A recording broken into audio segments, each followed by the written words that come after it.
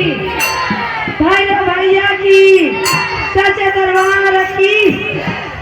आमा माला गवाला पिया हो अम्मा गुवाला गवाला आमा माला गवाला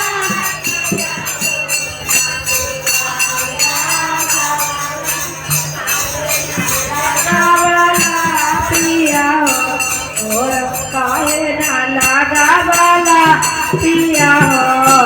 पिया के गाछ काहे न लगावला पिया हो मिमिया के गति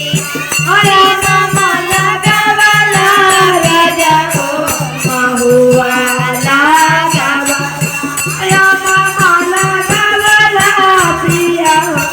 महुआ लगा वाला काहे ना लगा वाला पिया हो राहुल के घर काहे ना लगा वाला राजा मिया के गाछी मिया के गाछिया राजा के मैया के झोलुआ मिया के गाछिया राजा के मैया के झोलुआ काहे ना लगा वाला राजा की मिया के गाछिया काहे ना लगा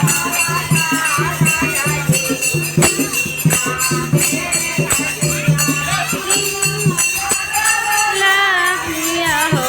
महुआला गवाला ला मामा लगावला पिया हो महुआला गवाला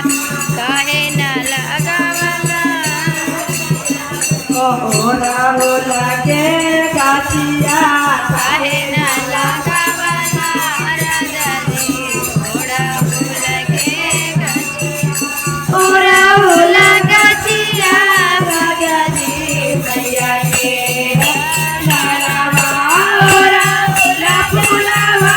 राजा जी मैया के काहे ना लगावाला राजा जी राहुल के गाछिया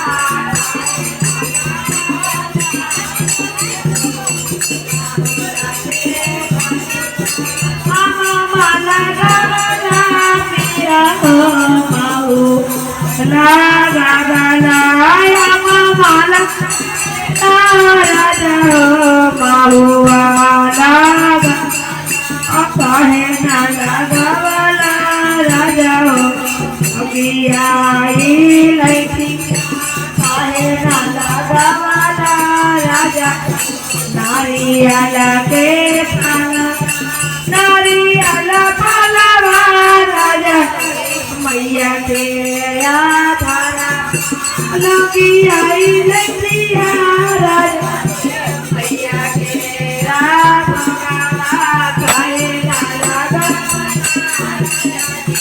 लगियाई लैतिया काहे ना लगा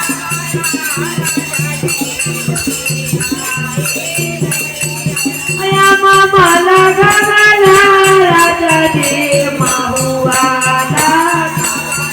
आया मामा लगा वाला राजा जी महुआ वाला काहे ना लगा वाला राजा जी ओ मामा के गाछिया काहे ना लगा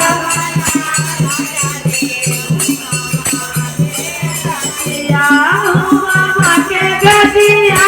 राजा जी मैया के हवाला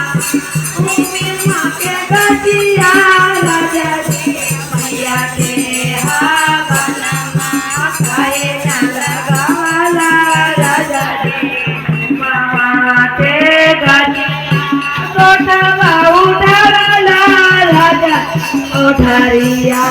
उठावाला कोठवा उठावाला राजा जी कोठरी काहे ना उठावाला राजा जी मैया के मंदिरवा काहे ना उठावाला राजा जी मैया के के मंदिर मैया के मंदिर राजा जी मैया के पूजना मैया के मंदिर राजा मैया के आस्थाना माताए नवा मैया के मंदिर काए नवा राजा जी मैया के मां प्रेम से बोलिए दुर्गा माता की सच्चे दरबार की